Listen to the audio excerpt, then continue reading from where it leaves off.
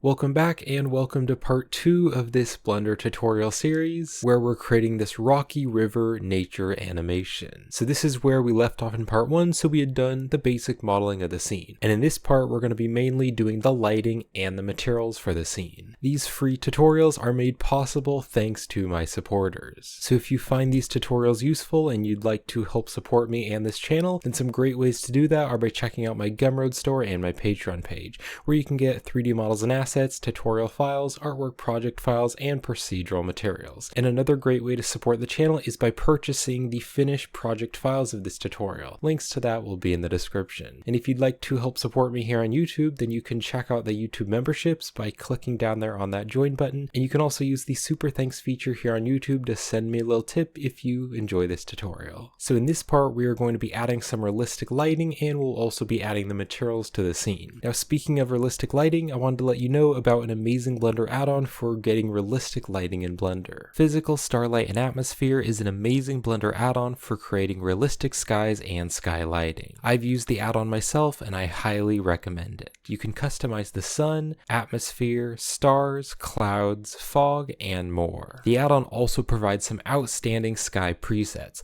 such as daytime and sunset, fog and haze, Mars, and even retrowave. You can also change the time of day just by rotating the sunlight. Check out the add-on with the link in the description, and by purchasing the add-on through my link, you'll be helping to support this channel. Alright, so let's get started with this part. So I'm just going to go into the rendered viewport mode just so I can see in the rendered view, and also right up here on the rendering engine, I am using cycles because I am going for realism. Now you could use Eevee if you want to, but if you want to get a more realistic result, then I definitely recommend using cycles. Now here in the camera view, I only want Blender to render what the camera can see, just so that the viewport is a bit faster. So I'm going to press Ctrl B and I'll drag a box around the camera, and that way it'll just render what the camera can see. So it's all gray right now, so we need to add an HDRI to get some nice realistic lighting. So let's go here to the world properties, and here on the yellow dot next to color, let's just choose environment texture, and then we can just open up the HDRI. And then here's the HDRI that I'm going to be using. So this is the Kloppenheim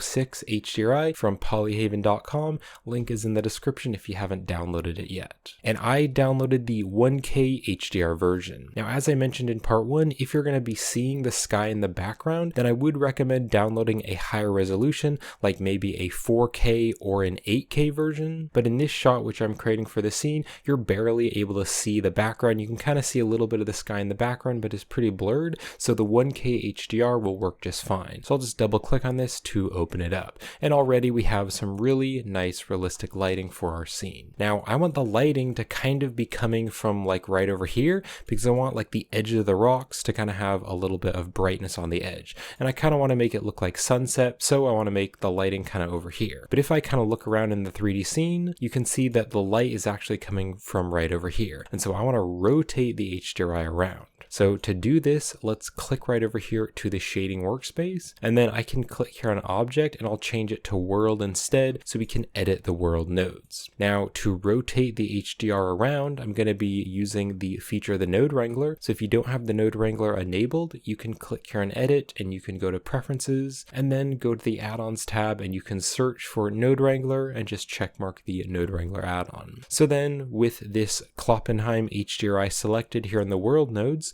I can press Ctrl T and that'll use the node wrangler feature, and it's going to add the texture coordinate and mapping. So now we can use this mapping node to rotate the HDRI. So I'm just going to go into the rendered view so that I can see this, and I'll kind of zoom out so I can see the HDRI. So I can take the rotation Z on the mapping and I'm just going to rotate this around, and I basically want that light there, so the light in the scene, to be kind of right over here. So the light is going to be shining on this side of those rocks. And if you want to use the exact same rotation that I'm using on the mapping rotation Z, I will be using a rotation of 292. So now you can see that the light is kind of right over there and it's shining on the side, kind of coming from the back. Now I also want to make the HDRI slightly less bright. So right here on the background strength, I can just turn this down to like a 0.7, so it's just a little bit darker. So now let's click right back over here on the layout so we can see this in full screen. And I'm going to go into the camera view and I'll go into the render rendered mode. Now I want to change the color management to make it look a bit nicer. So let's go here to the render properties, and on the color management, I'm going to be using the view transform of filmic, and then we can change the look here to very high contrast. So this will really pop out the colors and make everything more contrasty and saturated. And then I also want to add another sunlight just to add some more direct light. So let's go to the add menu, and I can go to light, and I can add a sunlight. And then I can bring the sunlight up here just so I can see it. And I want to rotate the sunlight so the angle is pretty similar to the HDRI. So here's the light from the HDR, there's the sun. So I want to rotate this over so it's pretty similar. So roughly if I go to top view and then rotate this over so it's going sideways, I want to rotate this about 45 degrees. So kind of in between here and here. And also if I go to front view, I do want to rotate this down just a little bit more. So something like that is pretty good. So now if I go into the camera view and kind of zoom into those rocks, you can see the rocks are a bit brighter on those edges. And then I do want to make the light even brighter. So let's go here to the object data properties and just make sure you have the light selected. And I'm going to turn the strength of the light all the way up to like 6 so that it is much brighter. Now that does look a bit blown out, but that's because everything is white. So once we add materials to all these objects, it won't be quite as bright. And also to make it look more like evening sunlight, I'm going to make the color of the light slightly yellow so it kind of has a golden evening sunset light. So let's now add the ground material. So I'll just select the main ground object and let's go here into the shading workspace. And then I want to change the world back to object so we can edit the shader nodes. And then let's just click on new here to add a new material, and I can just rename this to ground. Now we already enabled the Node Wrangler add-on, so I'm going to be using the feature of the Node Wrangler to automatically set up all the textures. So with the principled shader selected, I'll press Ctrl-Shift-T. And then I want to go into the folder of the Rocks Ground 05, and I talked about all of the textures that I'm going to be using in part 1 of the tutorial. And also I'll have the links to all the free resources in the description. So you can extract the zip file and go into the folder, and then I'm going to go into the textures folder. So I'm first going to select the diffuse, then I'll hold down the control key and I want to select the normal GL and then also the roughness. So roughness, normal GL, and diffuse. And let's click on principled texture setup. And so this awesome feature of the Node Wrangler automatically sets up all the textures. And then also right over here on the mapping, make sure this is using UV. We want to use the same UV mapping that we used for the displacements, because if it's using something different, like if it's just set to generated or something like that, then the image textures here in the material aren't going to align up with the displacement texture.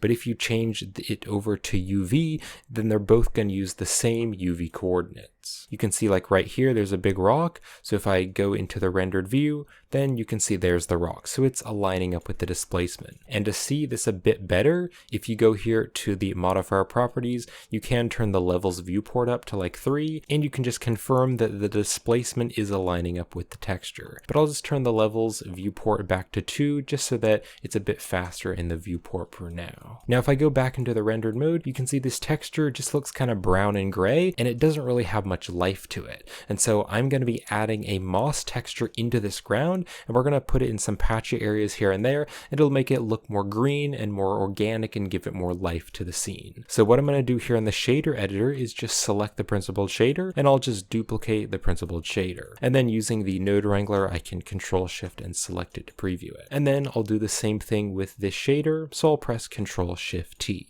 And then back in my textures folder, this time I'm going to be using the Moss 002. Again, link is in the description if you haven't downloaded it yet. So I'll go into this folder, and then I just want to select the color, hold down the control key, and I want to select the normal GL, and then also the roughness. And again, I'll use the principled texture setup. So now if I just box select these, I can kind of move them up, and you can see it's added in the moss. So it's added in the moss all over the material because we are previewing this principled shader. Now to evenly place the moss all around the scene and make it look a bit more random, I'm going to be using a super easy texturing method, and so we're not going to be using the UV. So let's actually select these frames here. I'll just press X to delete them, click on this frame, and just delete that just because I don't really want the frame. So to set up this easy texturing method, I'm going to use the object instead. So let's take the object and put that into the vector, and we're doing this for the moss textures, not the rock textures. So here up on the moss textures, the object will go into the vector, and then on each one of these textures, we want to change this flat to box. So let's do that for all three of them, the flat to box, and then also here, the flat to box. And so how I like to think about this is it's placing a box around the mesh, and then it's dropping in the texture from all different sides of the planes of the box. Now when you do this, you can see there are a few seams in the textures here and there. So to fix the seams, we can take the blend value and we can turn that up. So you can see as I turn the blend value up, it's just kind of smoothing the seam and it's blending it together. So I'll turn the blend value to 0.2. I find that 0.2 is pretty good. So I'm going to turn the blend value to 0.2 on all of the textures. So this cool texturing method works really nice for very random textures like this moss texture, but it wouldn't work well for something like brick or something that has a consistent pattern. But for something very random like this moss, it looks very nice. Now you may also want to adjust the size of the moss texture. So if you want to change the size of it here on the mapping before the moss textures, you can change the scale. So you can click and then drag down, and then you can drag back and forth, and that is going to change the scale values of the mapping all at once. And so you can kind of change the scale of this if you want to. But if I kind of zoom far out, I think that is a good size for the moss. So I'll leave that just at 1 for now. All right, now I don't want this to just be all moss. I want to mix between the moss and the rock texture. So to do that, I'm going to go here to the add menu, and I'm going to add the mix shader. So let's just drop the mix shader here, and then we can just take both principled shaders, and we can plug that up to these mix shaders. So now you can see it's just evenly blending between the two shaders, and the factor will just determine if it's using more moss or if it's using more rock. But instead of it evenly blending between them, I'm going to be adding a noise texture, and we'll put the noise texture into the factor to control where the moss is going to be placed on the other texture. So let's go to the add menu here. Let's search for a noise texture. We'll drop this down here, and then I'm just going to box select these nodes and kind of bring them down so I have a bit more space. So then with the noise texture selected, I'll add the texture coordinate and mapping with Control T, and then I want to use the object coordinates because the object coordinates will place the texture on the object more evenly. And the object coordinates is really good when using procedural textures. And then using the node wrangler, I'm just going to preview the noise texture. So I'm going to turn the scale just down to like a 2. I'll also turn the detail to the max of 15, and I want to turn the roughness up a bit, so maybe like a 0.8, so that it is pretty detailed. Now I want to make this much more contrasty because it's super gray, so I'm going to search for a color ramp, and let's put that after the noise texture, and then I want to drag the two tabs of the color ramp together, and that's going to make it more contrasty. So I'll bring this over here, and the white tab I'll kind of bring over there. So let's take the color, and we'll put that into the factor the mix shader, and then we can preview the mix shader. So now you can see that this landscape looks much more organic and natural because it has little bits of moss growing around. You can also adjust this just by changing the color ramp. So if you want a lot more moss, you could drag the black tab over here, or you could drag the black tab back a bit and drag the white tab over if you want less moss. All right, make sure to save your project again, and then let's add the material for the river. So the river material is going to be completely procedural. So I'll select the river, add a new material, and I can just call this river. So to start off, to make this transparent, I'm going to turn the transmission all the way up to 1, and then I'll turn the roughness all the way to 0. So this way it is like super reflective. It kind of looks like one of those super reflective lakes. And if I rotate my view and rotate it down here, I can kind of look down and I can see in the water. But then if you're looking at the water more on the side, it's going to be more reflective. And that is how the real life is. So when you're looking at water on the edge, then it's super reflective. But if you're looking straight down into the water, you can see through it much better. Now I want to add ripples to the water, so I will go to the add menu, and let's search for a noise texture. I'll drop this down here, and then with the noise texture selected, again I'll press Control T for the mapping and texture coordinate. Now because we're going to be animating this water, I actually want to leave it set to generated because I find that that works a little bit better for the way we're going to be animating this. So I'm going to also preview the noise texture so that we can see it, and then let's change some of the settings. So on the 3D here, I actually want to change this to 4D because I find that looks a bit better for the water. And to make the water look kind of random, later in the tutorial, we're going to be animating this W value, and that'll make the water look kind of random as it's moving. So then on the scale here, I want to turn this up a lot. So let's turn this to like 40. And then I also want it to be very detailed. So let's turn the detail all the way up. And then I want to add a little bit more roughness, so I'm going to turn the roughness to like a 0.57. Adding some distortion can really help to make it look more like water, so I'll turn the distortion to like a 0.4. So I now want to take the factor and I want to put that into the normal to give the water some bump. And then let's preview the principled shader. Now you can see there's some weird shading issues, and that's because we need to convert the black and white data into normal data. We can just add a bump node, and we're going to put the bump node between the noise and the principled shader. And we actually want the factor to be going into the height value so it converts it to normal data. So now you can see the surface looks very bumpy. And I want to turn the strength way down to just like a 0.1 so it's much more subtle. So now you can see it looks like a peaceful flowing river, and it has all these little ripples. And then also, if we go right up here on this base color on the principled shader, I want to make sure that this is fully white so it's very reflective. So already just by adding the HDRI and some lighting and adding that material, the scene is really starting to look more realistic. Let's now do these rock materials. So I'm just going to select this rock right here. I can click on new to add a new material to this rock, and I can just rename the material to rock. And then I also want to click on these other rock objects here, and I want to make sure that they have the same rock material. Now, because I used Alt D instead of Shift D, you can see they already have the same material. But if they don't for some reason, just you can click here and you can add the rock material to all those rocks. Now I am finding that it's slightly laggy in the viewport, so I'm going to click on some of these rocks which are farther away, and I'm going to turn the levels viewport way down a bit, so maybe just down to like 2, and this way the viewport won't be quite as laggy because there's not quite as much detail. So I'm just selecting these rocks, and on the subsurf modifiers, I'm just turning the levels viewport down so that they're not quite as detailed. But the main rock, the rock in the center, I'm going to leave that pretty detailed because I want to see how that's going to look. Alright, so I can close the side panel so I have a bit more space, and let's now add the rock material. So I'll select the principled shader and press Ctrl-Shift-T. And I'm going to go back to my textures folder where I have all the resources, and I'm going to be using the rock 003. Again, links in the description if you want to download this texture. So I'll go into the folder, and then I want to select the color. Hold down the control key. I also want to select the roughness and also the normal GL. So just those three, and we can click on the principled texture setup. Now, if you look at the rocks, you can't actually see the texture, and that's because we haven't UV unwrapped these rocks. Now, we could UV unwrap them if we want to, but I'm just going to be using that same easy texturing method using the box projection just to easily place the texture around. So let's take the object from the texture coordinate, I'll put that into the vector, and then on each one of these textures, we want to change the flat to box, and an easy way to do this is to just hold down the control key and then scroll your mouse wheel. So hover your mouse over the flat, hold down the control key, scroll your mouse wheel, control, scroll your mouse wheel. And then here on the blend value, I'm going to turn that to 0.2 for all of the textures. So the color, the roughness, and the normal. So to 0.2. And now you can see we didn't even have to UV unwrap the rock, but the rock texture is placed very nicely on the rock. Now I do want to make this rock texture a bit smaller, so here on this mapping, I can click and then drag down on the scale, and then I can drag back and forth, and I'm going to hold down the shift key as I do that to make my movements more sensitive, and I'm just going to turn this up a bit, so I might turn this to about a 1.3. 1.3 is pretty good, so now we have a nice detailed rock. Maybe even a little bit more, so maybe drag it up to like a 1.5. That's a bit better. Now I also want to slightly change the color of the rock because I just don't quite like how the color is. And then let's go here, and between the base color and the principled shader, I'm going to be doing just a little bit of color correction. So I'll go to the add menu, and I'm going to search for the RGB curves, and let's just drop this here between the base color and the principled shader.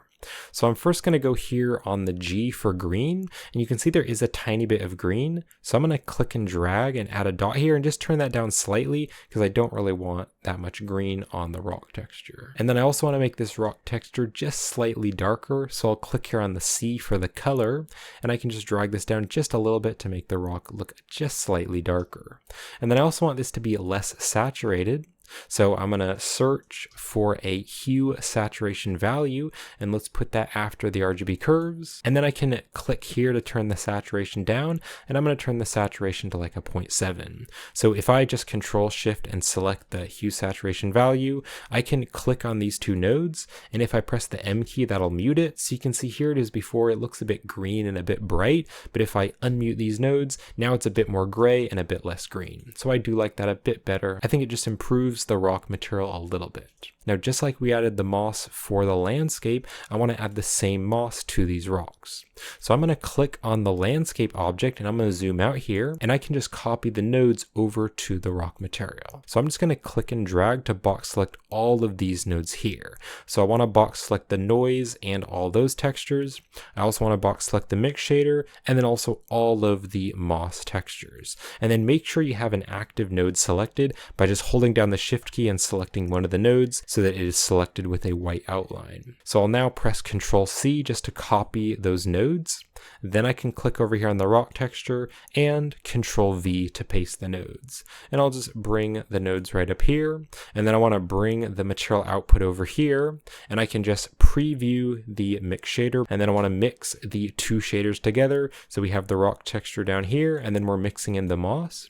So let's take the shader and I can put that into the shader, the mix shader. And now you can see there's some little moss on the rock. And then if you want to, you can play around with the noise texture scale. So I might scale this down a little bit so that the clumps of moss are a bit bigger. So something like that. And you can also play around with the color ramp if you want more moss or less moss on the rocks. And I think I might turn the roughness up a little bit. So I might turn the roughness up to just like a 0.9 so it's even more detailed. So I'll just save this file again with Ctrl S, and this is going to wrap up part 2 of the tutorial series. So the scene is already really coming together. So I hope you've been enjoying this, and thank you for watching. So when part 3 is released, I will put it right up there on the end screen, and I'll also have the link in the description. And again, if you enjoy these tutorials and you'd like to help support me and this channel, then I will have some links in the description to my Gumroad and my Patreon and the YouTube memberships. Those are great ways to help support this channel. But I hope you enjoyed this. Thanks for watching, and I'll see you in part 3.